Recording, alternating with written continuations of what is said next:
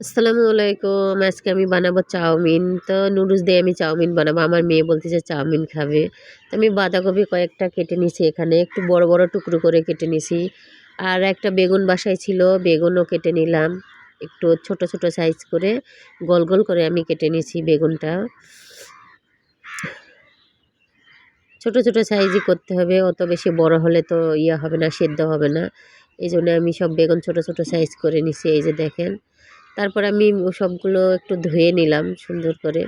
ধুয়ে নেওয়ার পরে হলুদ, মরিচ, মশলা টশলা সব মশলা দিয়ে আমি সব কিছু দিয়ে, যে ঝাল বেশি খায় সে একটু ঝাল বেশি দিবে, মাখায় নিলাম। মাখায় আমি কিছুক্ষণ রেখে দিছিলাম, 10 মিনিটের মতো রেখে দিলাম। রেখে দিয়ে আমি নুডলসটা সেদ্ধ করতে গেলাম। নুডলসটা সেদ্ধ হয়ে আসলে আমি কড়াইয়ে গেলাম রান্না করার জন্য। আমি একটা ডিম আমি আগেই লবণ একটু দিয়ে ভাজি করে নিলাম সুন্দর করে। ডিমটা ফাটাই ফাটাই আমি ভাজি করে নিচ্ছি। আমি গোটাল রাখি নাই, আমি ঝুরি ঝুরির মতো করছি, করে করে নিছি, ফাটাই নিছি। এই ডিমটা সুন্দর করে ভাজি করতে হবে। একটু তেলের পরিমাণ বেশি হলে আরও মজা লাগে খাইতে।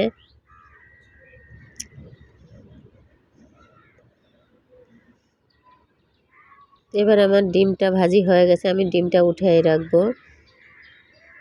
একটা প্লেটে আমি ডিমটা উঠিয়ে রাখলাম, সবগুলো ডিম। আর ডিমের সাথে কত তেল যাচ্ছে দেখেন। তারপরে আমি মাখানো সবজিগুলো দিয়ে দিলাম, বাঁধাকপি আর বেগুন দিয়ে আমি আস্তে আস্তে ভাজি করে নিচ্ছি আর কি। একটু তেল দিয়ে ভাজি করে নিলে তারপরে আমি ডিমটা মিশিয়ে দিলাম ওর সাথে। ডিমটা মিশিয়েও আমি কিছুক্ষণ আবারও ভাজি করে নিলাম। লবণ কম হয়েছিল, আমি আবার একটু লবণ দিয়ে দিলাম। দিয়ে আমি আবারও একটু ভাজি করে নিলাম, যতক্ষণ পর্যন্ত আপনার বাঁধাকপি আর সিদ্ধ না হয়। তারপর আমি কড়াইয়ে তেল দিলাম, মরিচ দিলাম। আমি এখানে পেঁয়াজ কম দিছি, কারণ আমি বাঁধাকপির সাথে পেঁয়াজ কুচি বড় বড় করে দিয়ে দিছিলাম। তো আমি এখানে একটা পেঁয়াজ আর কয়েকটা মরিচ দিয়ে ভাজি করে নিচ্ছি। এতে আমি নুডলসটা ঢেলে দিলাম। নুডলসটা খেয়াল রাখতে হবে, নুডলসটা যেন ভেঙে না যায়, গোটা গোটাই যেন থাকে। আস্তে আস্তে নাড়াচাড়া করতে হবে, এরকম করে ঝরঝরা করে নুডলসটা করতে হবে। নুডলসটা কোনোভাবেই বেশি সিদ্ধ হওয়া যাবে না।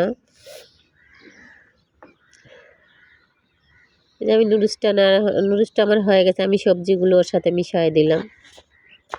সবজিগুলো দিয়ে আস্তে আস্তে সুন্দর করে মিশিয়ে নিতে হবে। আমি যেভাবে মিশাচ্ছি ওভাবে মিশালে কেটে যাবে না নুডলসগুলো লম্বা লম্বাই থাকবে।